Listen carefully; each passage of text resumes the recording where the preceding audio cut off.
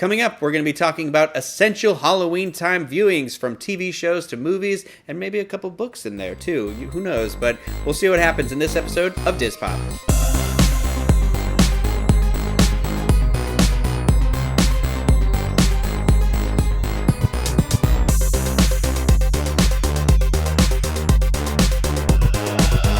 Diz Pop is brought to you by Dreams Unlimited Travel, experts at helping you plan the perfect vacation. Visit them on the web at dreamsunlimitedtravel.com. All right, well, hello, everybody. Welcome to the show. I am your host, Ryno Clevin, and joined with me today is Steve and Carol Ann Porter. Carol Ann? Yeah, I like to give you exotic names every time. Not that Carol Ann is an exotic name. Caroline? Is that what you're going for? And then it... No. We're getting... Your parents they wanted fancy hyphens, so you got a Carol Ann. Oh. But it's a hyphenated one, so it's not Carol Ann. It's Carol Ann. Carol Ann. Steve and Carol Ann, get down here right now. The pie went out the window. I'm still not sure which one's my favorite, but... Pete is fond of Elizabeth, but I like to mix it up. I like to keep it going until we find the perfect gem. Janelda. Steve and Janelda Porter. But anyway, we are here today to finally talk about what we feel like are some fun and maybe essential Halloween viewing things, like movies, TV shows, whatever. Things that we like to do every year and get you in the mood for the Halloween spirit. Exactly. It's just something. Some of it will be like noise in the background. Some of it's like I love to, some of it's, I do have my number one, which I'm going to say for last, but the rest I don't really have ranked. They're just things I like to watch and do at some point. And if you're not a horror movie person, keep listening, because we'll talk a little bit about sitcoms and stuff like that. Yeah, this is for everybody. This is Halloween themed seasonal stuff. It's not going to be just straight up horror movies, straight up murder movies or anything like that, for sure. So one of the things I like to do, just getting into it here, is every year I like to kind of explore classic movies that I might not have seen or I haven't seen since I was younger. So and oftentimes what I'll do is I'll use Halloween Horror Nights as a guideline. So I like to try and watch as like the Academy Awards. Whatever's nominated for Best Picture, I try to make sure I watch each one of those movies. And so, for Halloween Horror Nights, if I'm going to understand the house, I feel like I need to see the movie. Yeah, it gets you in the mood, too. Right, exactly. Yeah. So that's kind of, I pick one or two. So last year they did a Freddy vs. Jason house, for example. And I have seen Nightmare on Elm Street when the first Pirates of the Caribbean came out. So that was 2003. And I had only seen it the one time, and it was just, I was watching it because we were watching every Johnny Depp movie because we were fans before it was cool to be fans. But I didn't remember it because I don't know that I was paying attention as much as I should have. And so when the Freddy vs. Jason house came out, I was like, okay, I'm going to watch Nightmare on Elm Street. I'm going to watch the original Friday the 13th. And then there was also the American Werewolf in London. I am embarrassed to say I had only ever seen American Werewolf in Paris, which is the sequel, the pseudo sequel of the first one. And so I was like, those are the three. I'm going to watch those. I'm going to concentrate on those, and we'll go from there. And I'm going to say Nightmare on Elm Street, the original Nightmare on Elm Street, is a fantastic movie.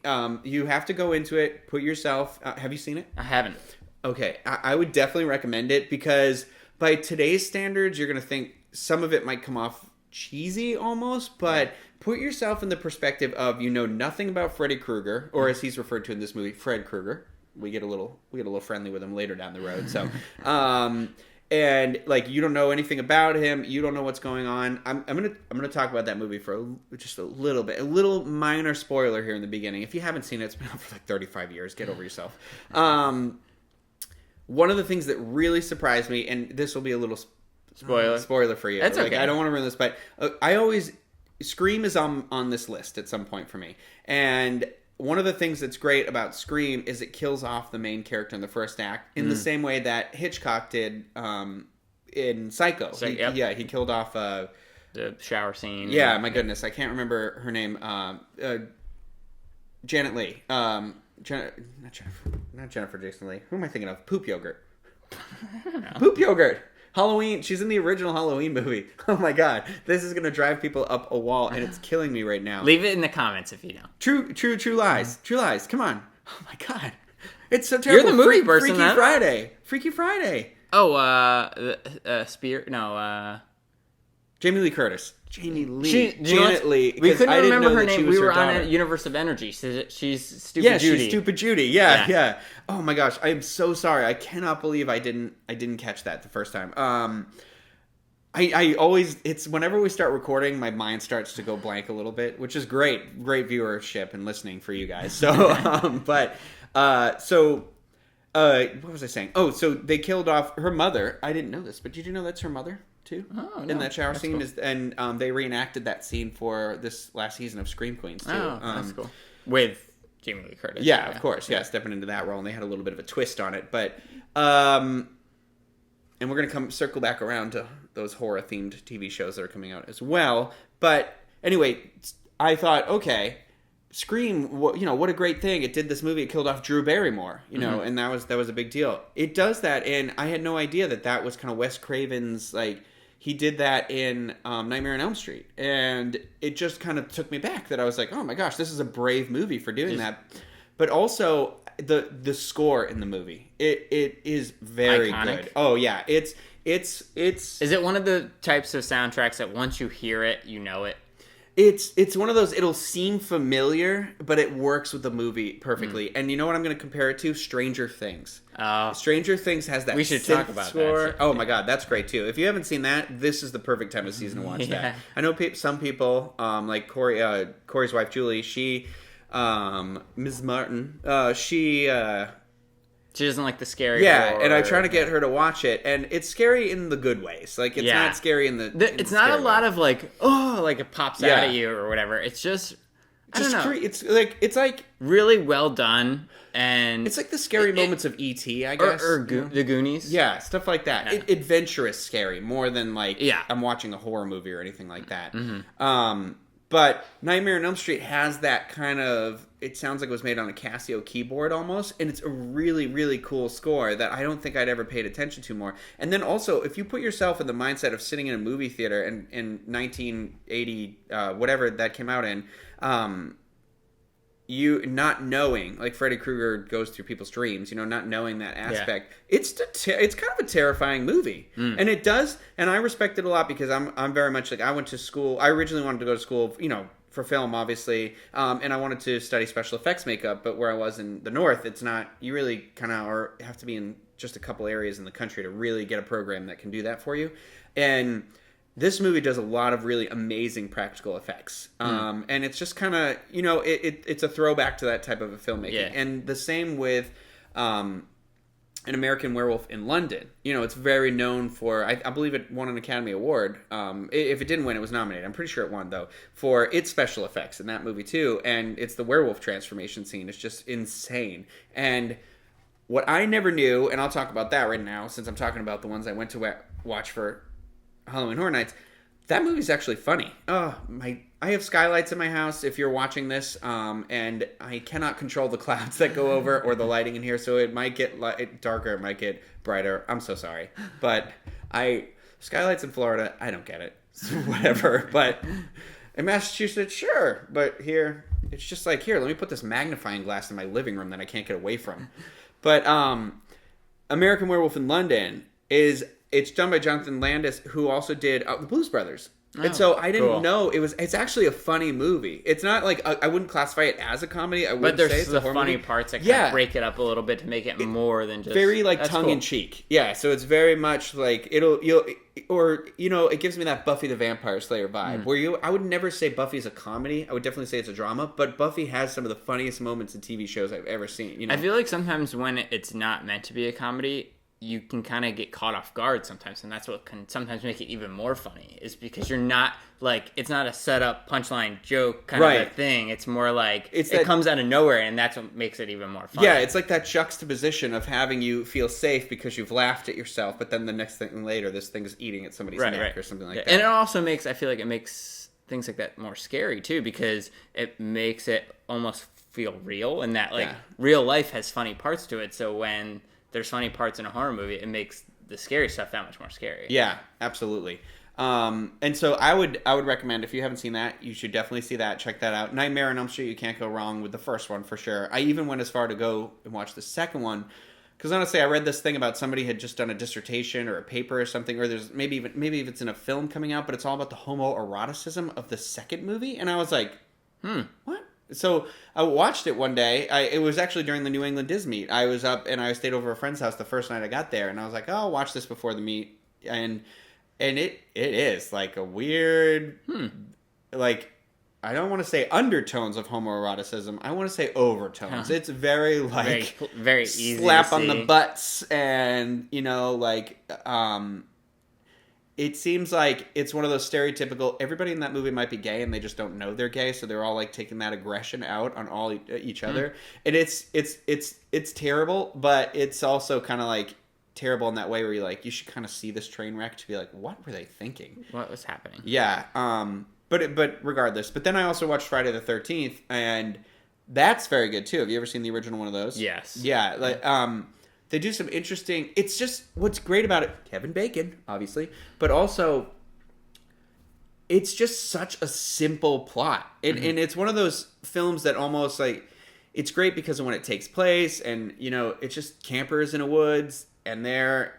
And again, it does that same sort of thing. It lures you into a sense of safety where you're like, I've met the main character, I'm fine. And then, Right. And it has that score, and it's just such a simple plot with it does a couple of cool things with the camera. It's an inspiring film almost. I feel like it's an interesting film in that he became like a Halloween icon, even though I feel like when you think traditional Halloween is like vampire or like Dracula and Frankenstein, but like that's almost like a modern Halloween for sure icon. Yeah, that Jason Voorhees would become the mask, the hockey mask. The same with Freddy. It's kind of interesting that they held out so long. And I guess you could make that of Jigsaw too. You could say from the Saw movies. I don't know. I get the time that's still kind of fresh, I feel like. But those yeah, especially Friday the 13th, especially when it wasn't even he's not really in the first movie, and it's kind of interesting. But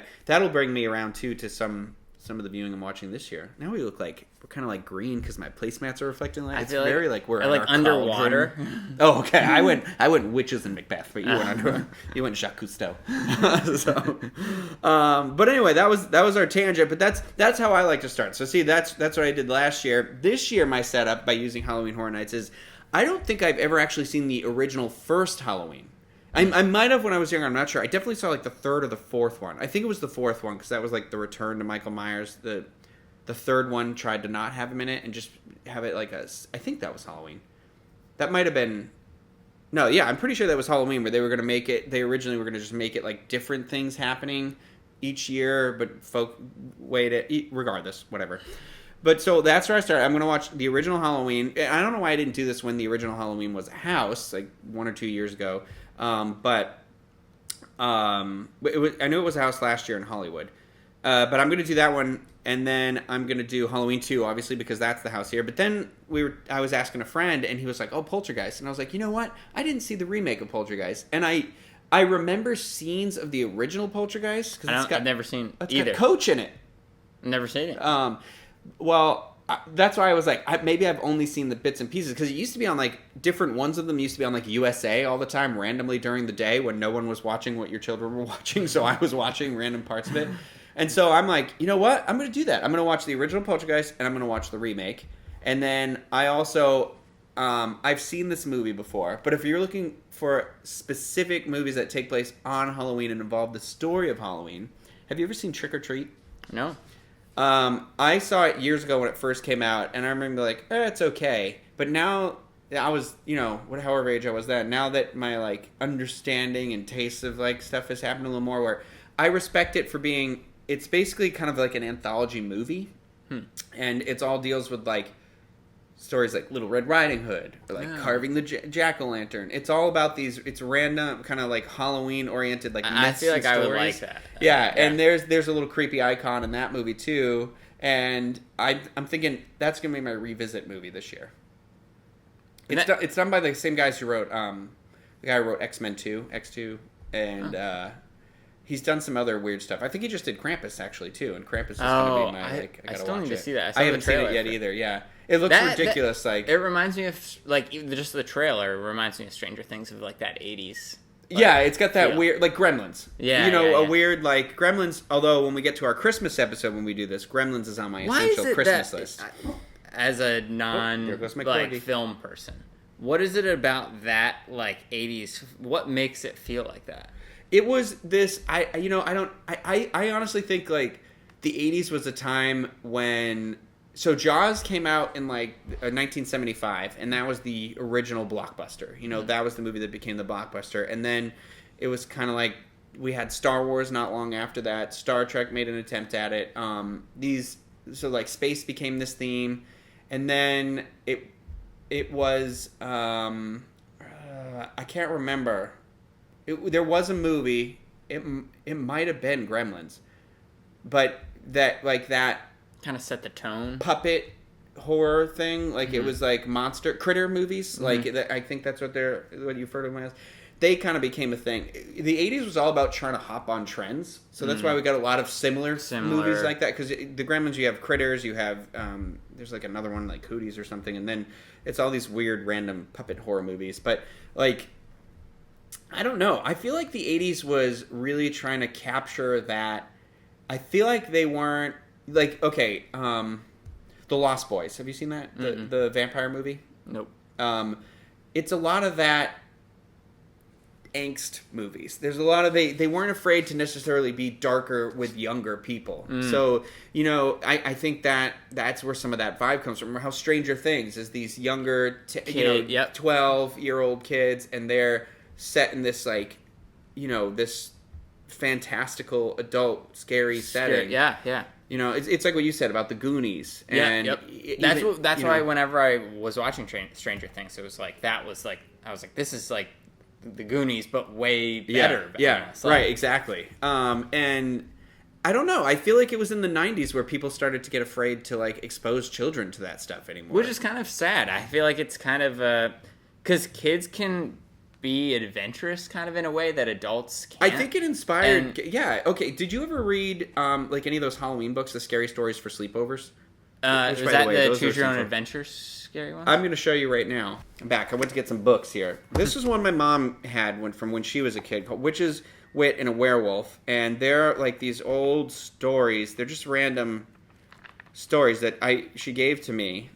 And they're like random scary stories. Oh, that's but cool. They have like a moral or a lesson in it or something. This is one I read a lot when I was a kid, In a Dark, Dark Room. And I think parents probably... This is like one of those... It's not going to be a mass publication because everyone has become so politically correct and so like children can't be exposed to this or whatever. There's a story about a woman's head falling off in this. Wow. She wore a ribbon around her neck. Do you remember that movie, The Orphan? In the poster was like the girl with the ribbon. Yeah. That's what I thought was inspired by this. But there's this guy with like crazy scary teeth, and it's like this is, and it's all like this woman who dies in the graveyard. The Green Ribbon. That was the name of the story, and there's the girl. I wish they still had stuff like this for kids, though, because like they need to toughen up a little. Well, bit. so this whole story is he meets this girl, and they fall in love. They get married. They get older. She gets sick. She gets dying. She always has a grievance. She never tells him. She takes the ribbon off. They pull the ribbon off. Her head falls off. Oh, jeez. Stuff like this, and it's all written. You can see this is like in rhyme. I could have just read this whole story to you right now, but there's just like you don't see this, and these especially scary stories for sleepovers. Like my music teacher used to read these to us, and then they eventually got banned. They were like, kids were getting too scared of them. What? I'm going to tell you right now, most of the main characters in these die, too, at the end. It's not, like, malicious or gruesome or whatever, but I have, like, scoured these to be like, oh, I want to make one of these stories into a short film. Because I'm always looking for something to be inspired by, and you should totally, like, check these out. Like, this one, or... This is even more, this is super scary. There's a regular one. There's another series of books, and they're white covers, and they have these insanely scary illustrations on them. I can't remember what those ones are, but I have digital copies of them. I always get them confused with these ones. But these ones are like, this kid builds a robot, it gets possessed and murders his family. This is one, one that used to really scare me. They move into this house, and the shadows are like murdering people.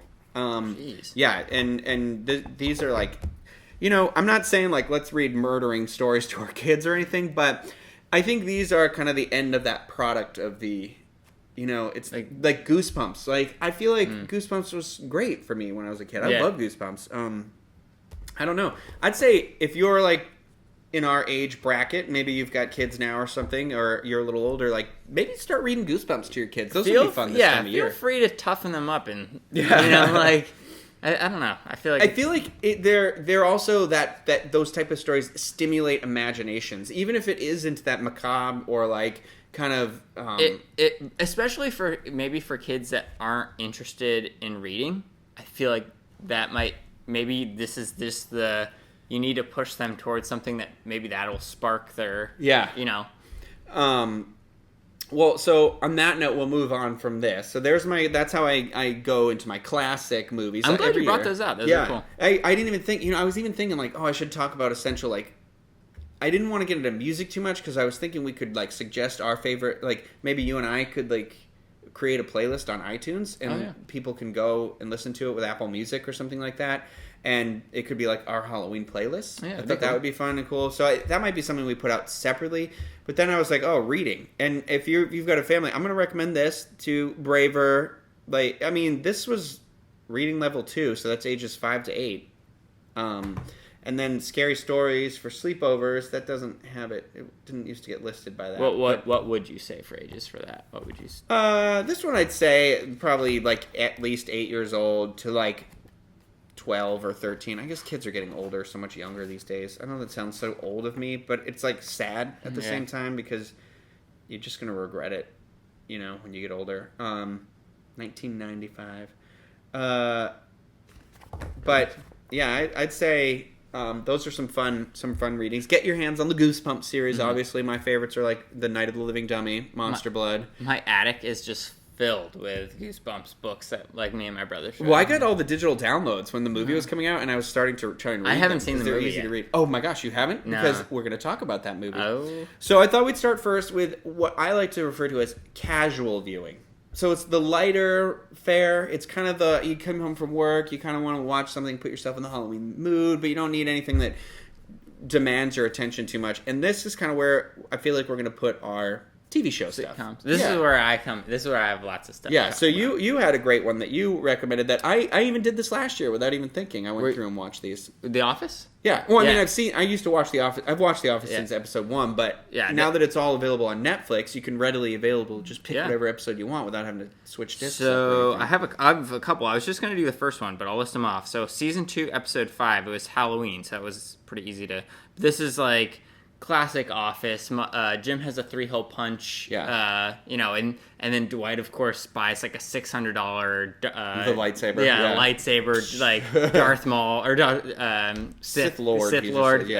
And like none of the other like members of the Office know who he is, and he's like getting all frustrated. One of my favorite shots in that too is Dwight is talking to Michael in the office, and he's got the hood up covering the eyes, and it's just like Dwight's chin and the eyes, and it's like don't do it, Michael. And he's like trying to do the Jedi thing. It's clever and subtle. I don't know. I love One of my favorite jokes on The Office came in the next Halloween episode, which was all the way until season 5, episode 6, which was really that far along. Yeah, employee transfer. But it's where Pam is in one of the branches by herself. Oh yeah, and she comes dressed up because she's used to the Scranton branch, always dressing up. But she comes as Charlie Chaplin, and she can't take off the hat because then she looks like Hitler. And so get the grease mustache off. Yeah, so it's just so great. But yeah, The Office is just one of those great. I feel like if you are a lazy person like me, taking inspiration from Jim's costumes throughout the years is just because Jim's not a big Halloween guy. We're forgetting a Halloween episode though, or you just didn't list that one. Oh no, The Office does one almost every year. Yeah, so because there's one with the baby. Where she's olive oil and she wants him to wear the Popeye. Popeye, yeah, and so all he does is bring the pipe or whatever. Yeah. Costume contest was season 7, episode 6. Which one is that? That's the Popeye. Popeye. Oh, that is the Popeye one. Okay. And Dwight Crumbs is the Scranton Strangler because that was. He comes up. Yeah. And what's the year where Dwight's the Joker? Oh, well, no, that's the year that everyone's the Joker. Yeah. Kevin's the Joker, and Creed's the Joker. Let's put a smile on that face. The best is when Dwight comes into the office, and the cameras start to follow him, and he's like, watch his pencil and then the elevator closes, and then he opens it back up, disappear, and then he's just awkwardly staying there, because then the elevator has to close again. Those are great. And Steve makes a good point because Jim is not big into costumes, so he, Yeah, and so I took inspiration throughout college and high school and stuff like that. So I was 3-hole punch Jim in high school, and I was book face or Facebook, as Daryl put it, where I just wrote book on my face. When he wears the name tag, Dave, yeah. And they're like, "What are you?" And he's like, Dave. Yeah. There's some good, really, really easy ones, and the good thing about those costumes are, yes, they're extremely lazy and easy and kind of a cop-out on a Halloween costume, but you're also being Jim in a way. Yeah. So, it's stepped into another dimension of costume wearing. Right. It's not just like a very easy layer. Like you're trying a little bit more than Jim did. Yeah. Because at least you're taking inspiration from him. So there's if you're on Netflix and watching that, or you own all those DVDs or whatever, that's cool. There's an episode of Friends. I like the one where it's the one with the Halloween party. It's Sean Penn is the guest star in that episode as Ursula's fiance too. But Chandler ends up in the pink bunny costume because Monica wanted to get him the Velveteen Rabbit costume, and they only had the pink rabbit, the pink bunny one. And Ross comes as Spudnik, and he's like a potato, but he's like the satellite on his ears. Like, that's a funny one too. That's season 8, episode 6. If you're looking for that on Hulu, they have the entire series of Happy Endings, and everybody knows I love that show. I need to start watching. Oh my gosh, it's so fun. It's one of those shows where like I can repeat view. Like over and over and over and over again. Like I've seen the first season at least like 10 or 12 times. Wow. At least. I'm lowballing it. But in the second season, episode 5, called Spooky Endings, and this episode was actually directed by Fred Savage. He directs quite a few episodes, and you'll know him as the child from Princess Bride. Pretty much any 80s movie, too. But also he's Ben Savage's older brother. Ben is Corey from Boy Meets World. Fred was on. He was the teacher that hit on Topanga, and Corey punched him and almost got expelled. Drama.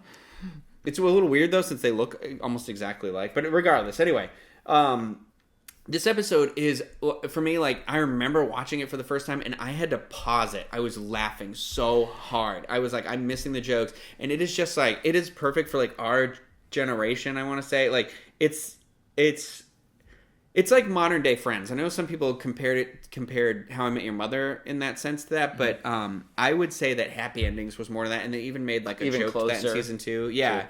And it's just it's beautifully shot because it's got this color palette that you don't even notice it's having this effect on you. But it's just so in the episode, the setup for the show is that Dave and Alex, this girl, his fiance, she leaves him at the altar, but they all try to remain friends and everything, and it sounds a little cheesy, but it's not. It's really funny. So this is the second season, and they're all going to go to this Halloween party, and Max and Penny are going to be like the baby. He's the baby, and she's the woman holding the baby and the thing. So she has to like walk under her dress, and then Alex is actually sick, so her voice is really deep and scratchy, and she's like saying she's not going to go, and then Jane and Brad. Jane is Alex's older sister, and is married to Brad. They have to go house sit in the suburbs, and Brad is pissed about it. But it is really funny because they deal with like trick or treaters. There's a lot of really funny jokes that are like nonstop in this episode. And if you don't know who Damon Wayans Jr. plays Brad.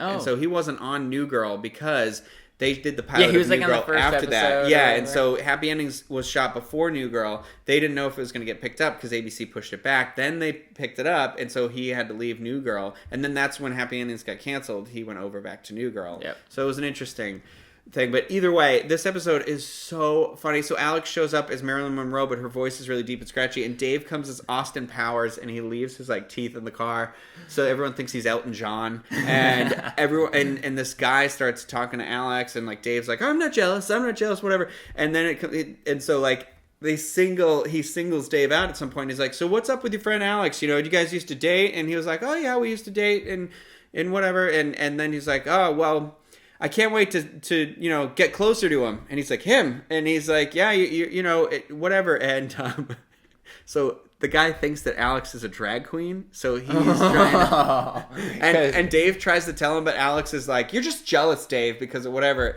And the whole scene is just really, it's just, you've got to watch the show. It's one of my favorite episodes of the show, great. And it is so funny. And that again is season 2, episode 5. If you have Hulu, it's all on there. I think you can even watch it even if you don't have Hulu. I think it's just one of those, like, it's free to the public. ABC just has it, like, which is not going to be much longer, because I've heard that Hulu's taken away the free option now. That it'll become a service like Netflix. It's not something you can just watch anymore, which is a shame, because I really enjoyed that. But yeah. But anyway, there's also, I just want to speak briefly about this time of year has some great, I love Supernatural, and they always save the season premieres for around October, so it gets you like in that fun spirit. And then obviously American Horror Story just started this past week, and their new theme is that whole documentary style reenactment, like, it's like I sit and I'll interview you, so it's like we'd be the people, and we'd be talking about how we stayed in this haunted hotel, and then there's the dramatic reenactment is what comes over that. Oh wow. So like Lily Rabe is, you know her, you've watched the show, right? Yeah, she was like the nun in the second season who was possessed, and she's being played, her dramatic reenactor is played by Sarah Paulson. So Sarah Paulson they're playing the same, like Cuba Gooding Jr. is playing her boyfriend or fiance or husband or whatever he is playing the other version of her with Sarah Paulson. So it's Cuba Gooding Jr. and Sarah Paulson, and then it's Lily Rabe. And I didn't know who the other guy was. Change from like the other season. Drastic. Yeah. And so we'll be interested to see where that goes. But that premiered, and then obviously The Walking Dead is always a big one around that time. But you know, those are kind of the scary things. I feel like Supernatural's my favorite one that'll come in around that time. But American Horror Story always does the Halloween episodes. So can I bring it back to sitcoms? Yeah, of course. The Slutty Pumpkin episode. Oh my God, yeah, How I Met Your Mother. Yeah. We even that's a great. That's one of my favorite. Like the Tootsie Roll, the drink he makes. It's the Kahlua with root beer. Yeah. Well, I just love like it's a classic. Like that should have been our drink this episode. Dang it. It's a good episode if you're already How I Met Your Mother fan too, because it has like the hilarious Halloween parts and everything like that to get you in the Halloween Barney mood. And the multiple costumes. But it also has like it ends like super sad, like in it. Like I don't know. It's like another like. It's got good carry through too. Yeah, because it does pay off later down the road. There is a Slutty Pumpkin. Is it like there's I like what later they call like, the other episode, but it's like. There's a Slutty Pumpkin reference in like a way later season. Yeah, and then Katie Holmes is the Slutty Pumpkin. Yep. Yeah, Katie Holmes, later down the road she plays her. That's a good one. And he's Hang Chad, so that's another good costume idea. That's all on Netflix too, I think, right? Yeah. Yeah. So you can watch if you haven't watched that episode's in the first season. Is it? Slutty Pumpkin season 1. Yeah, season 1, episode 6. Yeah, so, because my friend Tim got me into that show, and I was like, I remember watching it, and it's just, there's something magical about the first season of that show. Yeah. It's great. It's kind of underdog show. Everybody's really good at being who they are. There's a lot of those fun jokes in there, those side jokes that just become a staple of the show. And regardless of how you feel about how the show ended, I could rewatch the first like 4 seasons, I'll even say, like over and over again. They're great. Just on a side note, just to talk about How I Met Your Mother for like half a second. Yeah. My corgi's, he's not having it. Already doesn't want the end of the show is controversial, and of course. If you're a fan, you can decide if you like it or not. But I will say, if the show had ended the way it ended, but after basically how the show progressed up to season 4 or so, I feel like people would have really respected the ending. I think they dragged out that. Well, they pushed too hard that it wasn't her. Yes. Yeah, because it got to the point where you're like, oh, maybe it's still good PR, and then no, and then maybe because then no, and basically, then you're like, okay, it's definitely I feel like they lost the character integrity. Well, they lost my respect because I was okay with Robin and Barney when they were first together. I was like, oh my god, it makes so much sense, and I love, and it throws back into season 1 where they hang out, and you're like, oh, it's funny how that turned around. They're good for each other in a lot of ways. And then I felt like they forced them to split just because they were like, well, we can't have Barney evolve as a character, and I was like, okay, that's kind of stupid. So, but it's sad too because Barney's character kind of makes like this arc of like getting more mature, and kind of like. And like he's a funny, wacky character still throughout. It feels like they threw it away in the last episode. But like all that work they had built up to kind of like show that he had made life changes, they just were like, oh no, it's kind of funny for him to be like the jerk. We should do, this gives me ideas for future episodes, we should totally take like top sitcoms every now and then, and just like do our thoughts and feelings about the series as a whole. Like we could do Friends, because it's all on Netflix or whatever, and we should do like How I Met Your Mother, and we should do like a compare and contrast episode 1 to the final episode. That would be kind of cool. So stay tuned. Yeah. So there you go. I love when ideas like that come out. We derailed a little bit from the Halloween stuff, but that'll be a great for when that we'll throw that into the Christmas month, because for me that's always when I like to try and like watch my shows, like other shows that I already know, because there's that hiatus of TV, but then you also like you want something to watch when you're going to bed or whatever, but. So we're gonna step into what I feel like now are my essential, like I try to watch these every year movies. Some when I get to my number 1, that's an every year, that's a Halloween movie I have to watch every year, and then others are like I try to and I don't always get to it.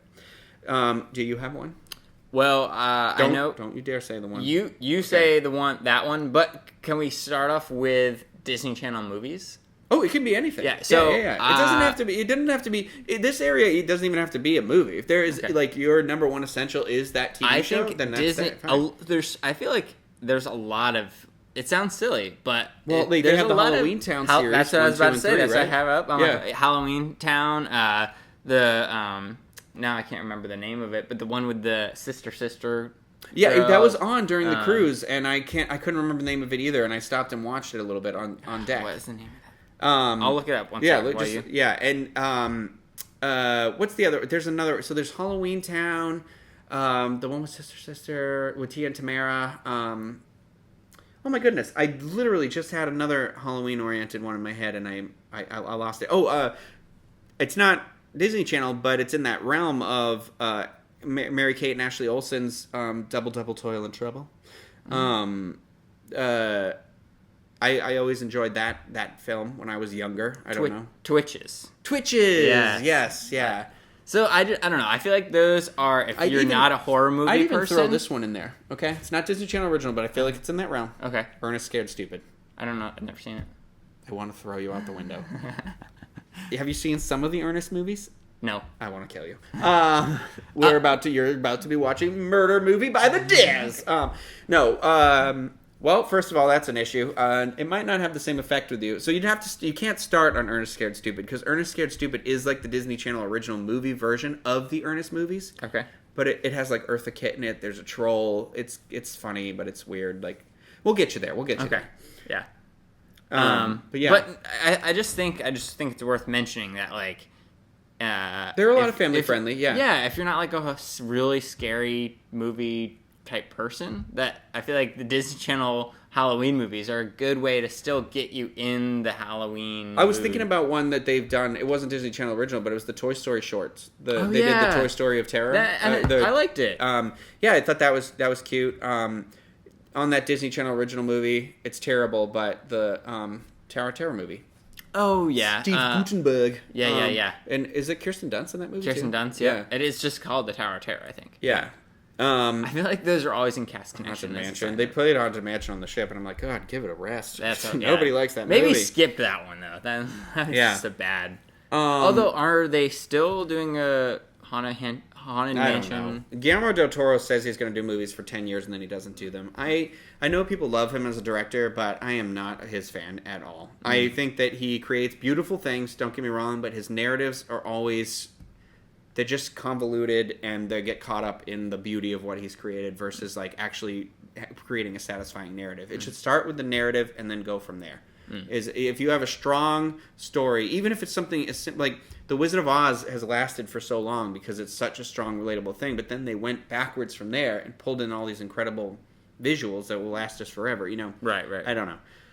That's another day for another time. And I'm sure there's people that will lynch me for saying that, but I just that's that.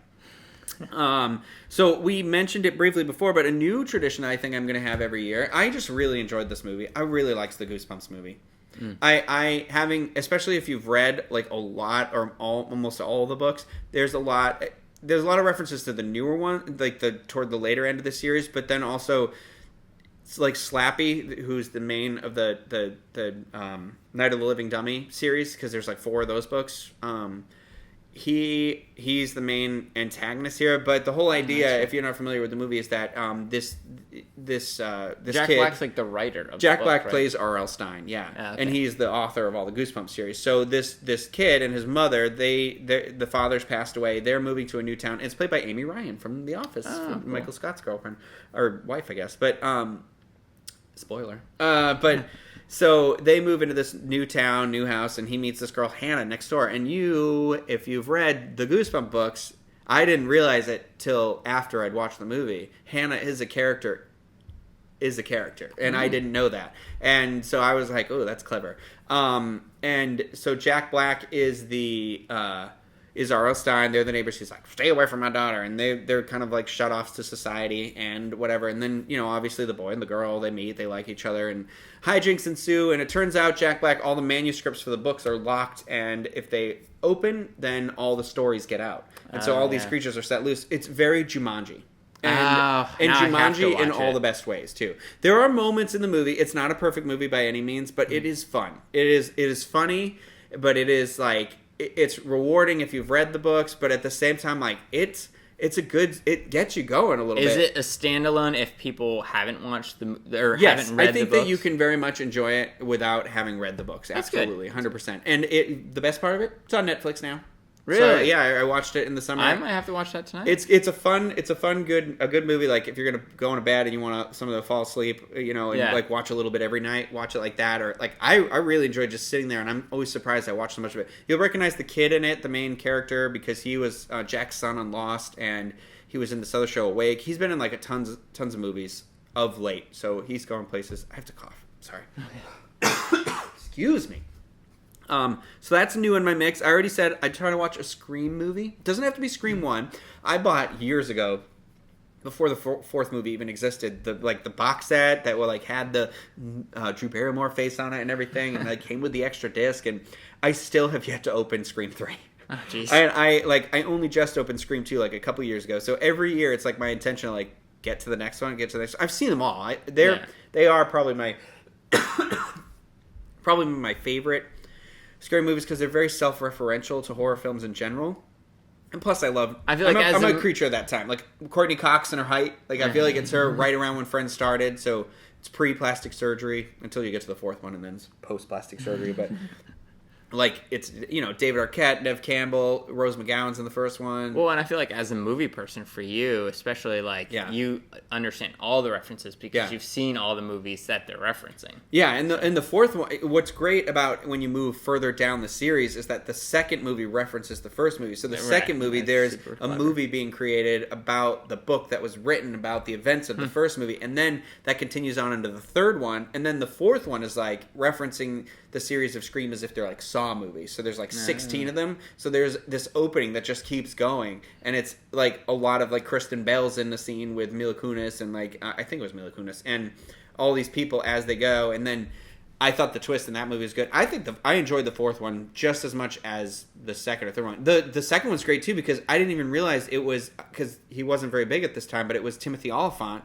is the film student in it, and Jackie, Roseanne's sister, is in it too, and Laurie Metcalf, and Sheldon's mom from The Big Bang Theory, and it's just great to go back and see movies like that. I don't know. I'm a fan. They are, as I get older, a little harder because they're a product of that time where blood and gore was definitely becoming the they were trying to be extra graphic with the knife going in, and not to the point where Saw is just repulsive and disgusting. Somebody unsettling made those movies. It's more special effects artists at the time. You know what I mean? But it hits a little hard. With everything that happens in life as we go, some movies, they warp and they change for you. But I like it for what it is, this mystery horror movie. Nobody knows who the killer is, but there's this whole story. It's a town. You've got the reporter on the outside. I don't know. It has all the tropes of a horror movie, but it's so much different. Right, exactly. So my number 2 here, The Shining, is one that I always try to get to at least once a year, and usually around Halloween. I think that movie's fantastic. It's not a Halloween movie, obviously, but it is this psychological. It's not overly violent or anything. I mean, it's scary, it's intense, it is psychological. That was one of those movies that I was caught watching when I was younger. Like when I you wasn't weren't supposed to. Yeah. Our parents. It's funny too. Like the movies that our parents are so much more afraid of than us. Like my dad found out I had a Ouija board once. My parents are divorced, so he was like came to pick us up, and I said something about a Ouija board. And he's like, "You're gonna burn that effing thing." He didn't say effing, obviously. He said the F word, but like I remember being like, all right. Like, it's a board with felt tips on the bottom. And then I didn't realize it's because my mom told me that they had seen The Exorcist. And he was scared, but he was afraid to say he was scared. And I forgot there's an Ouija board scene in The Exorcist. It's the whole reason how she gets, like, possessed. Yeah. And I was like, oh, it makes so much more sense to me now. So I always like, I love The Shining, though, because it's just one of those, like, great classic movies. And who doesn't love Jack Nicholson? I mean, that, and Jack Nicholson in that type of role is just, it's just great. I'm going to throw in an honorable mention before I get to my number one must-watch every year on Halloween. The Frighteners. Have you ever seen this movie? No. I'm surprised by the amount of people who haven't seen this movie. It's Michael J. Fox, and it's one of his last... You know, he's still with us. I don't mean to say he passed, but one of his last really starring movie roles. Yeah, I think it was right around that time when he kind of revealed to the public he had Parkinson's. And there is a scene in the movie where he's got his hand up, but it's the character... This moment is also stressed like and whatever. Nervous. And I wonder, I watched that movie and I think, because it came out in like 1996, but it is a movie ahead of its time because it is in fact the movie. That movie is the reason why we have the Lord of the Rings movies. Because really? Peter Jackson directed it, and he had invested in all these computers to create the effects for it. They might seem a little... not dated, like they still look good, but some of the computer effects are like there's a wall that like reaches out and grabs you, like a little bit. You might be like, oh, the coloring on that's a little weird now, but it's he bought all these computers to push these effects forward, and then they were just sitting there, and he was like, what am I going to do with these? Like, what's the next thing I could do? And he's like, oh, wouldn't it be crazy if we did a Lord of the Rings movie? So he always credits that movie for Lord of the Rings. Oh, that's cool. But it's great. And I just found out the other day, I couldn't believe I never realized this. The woman in the movie, the shut-in in the movie, is the mother from E.T. I never, like, her voice always sounded so familiar to me. She just doesn't look like her at all. So that's why I was like, why does this voice seem so familiar? And, like, and you're like, where am I getting this? Yeah, it ripples with you. This is another one of those movies that's kind of funny, too. It's like, it's funny, but it can be very intense at some points. It's not gory or anything like that. It is...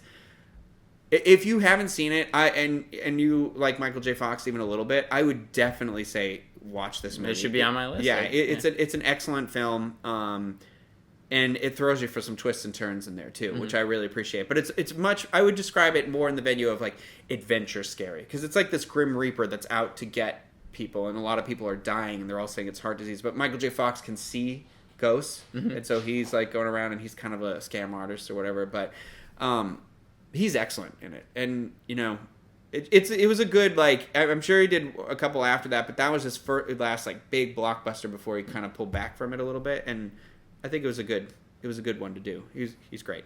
Who doesn't love Michael J. Fox? Should we do a drum roll for your like? I feel like we know. I'm already wearing my T-shirt. Hocus Pocus. Hocus Pocus, my number one. Yeah. They play it every year at Halloween at Fort Wilderness, and the outside thing that's free to do, and you can do the s'mores and the hot dogs, and everybody's all dressed up. You can see the cabins, the thing. Yeah. And even if I wasn't going to do that, I have to watch that movie on Halloween. Yeah. I mean, it's Salem, Massachusetts. I'm from Massachusetts. Right. It's witches. It's on Halloween. It's family friendly. It's funny. It's like exciting. everything you can want from a Halloween movie. Yeah. And I also think, like you said, like, with mentioning Fort Wilderness, but I think it's a good one, especially if you're going to be coming for the party. The party makes it not so scary because they obviously have this show. If it's fresh in your head, you can see how they use the witches from the movie so accurately to how they were in the movie. Yeah. Like, and not like in a point where you're like, oh, they literally took lines out of the movie, but at the same time, you're like, but they did it in a way that served the story really and they well. picked. I feel like Disney did a really good job of picking people to portray them. At the parties. Absolutely. They do a really good job. I also think it's a movie that, like you said, it's family friendly, so you can have your kids watch it before you go to the party, because younger kids, if you're 6 to 10 or 12 or whatever, they're probably not gonna have ever seen it before, right? So because it came out, well, we live in that time where, like, when we were kids, there were movies that were like regular on TV. It was like, oh, it's November, they're gonna play Ninja Turtles 2. That was one that I always remember was on around Thanksgiving or something. Reruns of shows were more of a thing. Like, we don't live in an age of reruns as much. You get one or two along the way, But so you don't get that replay unless it's like an event sometimes. Right. And so, yeah, you're right. Like Hocus Pocus, it's not as readily available, but I think Disney's realized how it's become sort of that cult classic. Yeah. And that's how they're trying to like reinvest in the idea of it. And push it, yeah. Like it's on demand. If you're going to do one of the high seas, Halloween on the high seas on like the Disney Dream or something, which we just did for, Steve wasn't with us, but for our Dreams Unlimited travel agent education program, it was on demand in the room. So obviously I watched it. Do you know what I kind of have to applaud Disney for? Is I feel like it's, a lot of companies look out for their money as they should, and they're just they're trying to push the next big thing. But for Disney to take a step back and say, you know what, we really should push Hocus Pocus. Yeah.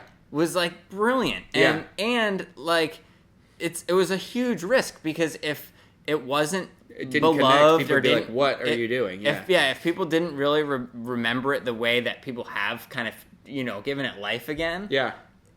It would have just been a big thud, and no one would have really cared. But I was just making sure this was still recording. I completely agree with that, and I feel like it even... Remember when we interviewed Carlos in Disneyland? Yes. And he was talking about how his daughters watch Hocus Pocus, and how do they even know what it is. And Carlos, if you haven't seen that interview, we got to meet the gentleman who works in the team that designs the Trader Sam's and the popcorn buckets and all that kind of like food-related memorabilia.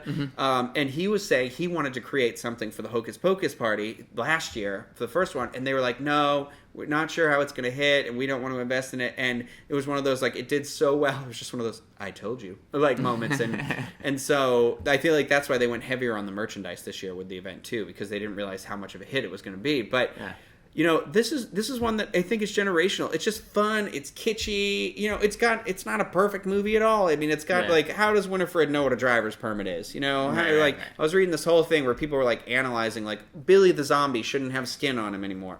Get over yourself. Right. Like, it's a kid's movie, all right? But it's fun. But it's also one of those kids' movies that I think the reason why it connects so well to some of us is because it has that 80s movie feel that we were talking about before, where it wasn't afraid to be like, a virgin has to light the black flame candle. Like, that is a major selling point. And Max is mocked for being a virgin. And you're like, this kid's in high school. Like, and this is a Disney Channel movie, and we're talking about something. Well, it's not Disney Channel. It was actually in the movie theater. Yeah. It was originally going to be a Disney Channel movie, and then somebody was like, no, we like this more, so that's how they pumped more into it. And got it I didn't know that. Yeah. I feel like the first time I ever watched it wasn't a huge... Well, it wasn't a huge... I remember when I was a kid, and it was like 93, I was really young, and it was like, I remember there was a making of it, so I always think about the scene when Winifred uses her electricity and puts Max against the wall, because that was the big scene that they were showing how they did that. Yeah. And so it was heavily promoted on Disney Channel, and it was released in July in the movie theater. And so it didn't quite have quite a big hit, because they also released Nightmare Before Christmas in October at that year, which by the way is in my Christmas list, and we'll debate that later why it's not on my Halloween list. But the perfect day to watch that also is on Halloween, because you're crossing over. I think it's a November 1st movie, to be honest with you, but that's for a later episode. But Hocus Pocus, that's why it's amazing. That's why it's the number one on the list always for me, every year from now until forever. But I think that's going to do it for us, because my camera's trying to let me know I have no more memory left on it. So that'll do it for us this week. Let us know what your favorites are. Tweet at us, DizPop Show, Instagram, Facebook, comments, all that jazz. Comments in the video, we always reply, and we're always looking at that. I'd like to know what you guys love as your favorites. Obviously didn't hit on everything, but I think this is a good starting point for where you could go from that.